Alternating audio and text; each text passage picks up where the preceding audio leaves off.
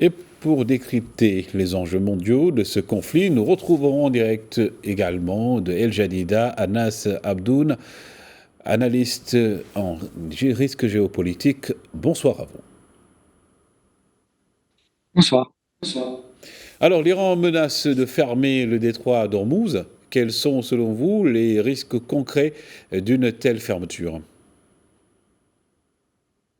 Écoutez, à l'heure actuelle des choses, le risque est plutôt minime. Il faut savoir qu'effectivement, ça fait partie de la doctrine des gardiens de la révolution de dire que s'ils sont attaqués, ils pourraient menacer notamment le détroit d'Ormuz et fermer le détroit d'Ormuz. Mais pour l'instant, ils se contentent essentiellement de répondre par l'outil balistique. Le vrai risque pour que les gardiens de la révolution puissent franchir cette étape de vouloir fermer le détroit d'Ormuz et se mettre à dos aussi une neutralité d'un certain nombre de pays arabes, notamment les pays du Golfe, ce serait d'abord qu'il n'ait plus la capacité de lancement. Et donc, à ce moment-là, il serait obligé d'aller trouver des alternatives à ce conflit. Et le deuxième cas, ce serait dans le cas d'une intervention militaire américaine, auquel cas ils répondront certainement par la fermeture du détroit d'Ormuz. Et sachant que les Américains ont mis en garde Téhéran contre une éventuelle fermeture de ce canal névralgique de la chaîne d'approvisionnement du pétrole et du gaz, une fermeture serait considérée comme une menace directe des intérêts des États-Unis dans la région. Comment les grandes puissances, comme d'ailleurs les États-Unis, la Chine ou l'UE, réagiraient, elles également, par rapport à ça?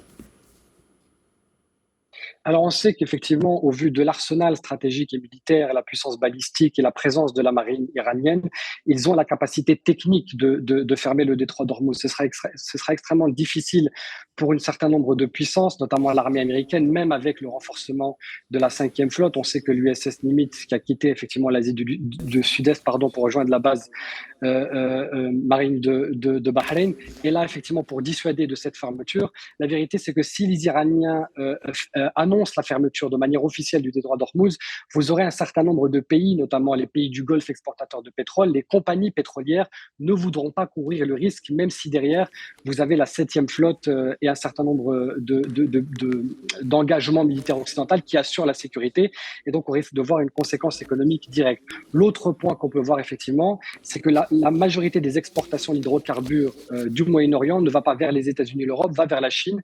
Et donc, on pourrait avoir une position de la Chine beaucoup plus vindicative, beaucoup plus offensif vis-à-vis d'Israël, parce qu'il faut rappeler que c'est un allié stratégique de l'Iran, de par leur coopération commerciale, mais aussi du fait qu'ils soient tous les deux membres de l'organisation des BRICS. Et quel impact une fermeture aurait-elle sur le commerce mondial du pétrole et du gaz? Alors, il y aurait un impact considérable. Il faut comprendre qu'effectivement, le détroit d'Ormuz, l'exportation, c'est 80% des exportations d'hydrocarbures dans la région. Quand je dis hydrocarbures, ce sont ces produits pétroliers, gaz naturel liquéfié, produits raffinés. C'est équivalent à peu près à 30% de la consommation mondiale. Et donc, vous aurez un impact directement sur les prix d'hydrocarbures.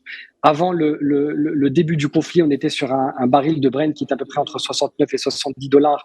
Il a monté tout de suite après à 73 dollars. Donc, c'est encore très contenu. Dans le cas de éventualité d'une fermeture des trois d'Ormuz, on peut être sûr que le baril dépassera les 100 dollars parce que seule l'Arabie Saoudite, qui a le terminal de Yanbu, donc qui est un terminal d'export pétrolier sur la mer Rouge, donc à l'ouest de l'Arabie Saoudite, pourrait contourner cet embargo. En revanche, pour le Koweït, le Qatar, les Émirats arabes unis et Bahreïn, ils seront soumis à cet embargo et donc il y aura un impact considérable sur le prix des hydrocarbures, sachant que si en plus on va dans un engagement américain et donc on risque de se retrouver dans des modèles de confrontation militaire un peu comme ce qui était d'usage entre la guerre Iran-Irak, à ce moment-là, en plus des pétroliers et des méthaniers, il y a tous les stocks pétroliers et la base de stockage régional de Fujairah qui est très exposée. Et là, si ces infrastructures pétrolières sont touchées, on peut voir un baril de pétrole dépasser les 150 dollars avec certitude. Vous l'aviez souligné tout à l'heure, le conflit risque d'embraser donc toute la région. Quels sont les scénarios probables dans les mois à venir concernant le détroit?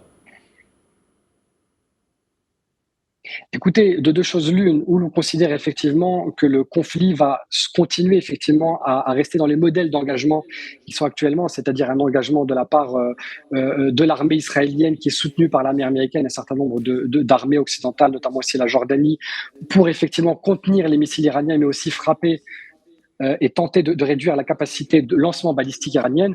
Et puis, on a aussi la possibilité de voir aussi les Iraniens changer les types d'usage balistique, donc aller plus sur des missiles comme le Hajj-Qassem et d'autres qui sont supersoniques et donc qui ont la capacité effectivement de passer outre le dôme de fer. Si on reste dans cette zone d'engagement, il n'y a pas de risque sur le détroit d'Ormuz. Par contre, si on va sur une régionalisation du conflit, à ce moment-là, le risque de scénario, en fait, d'embrasement de la région est très élevé.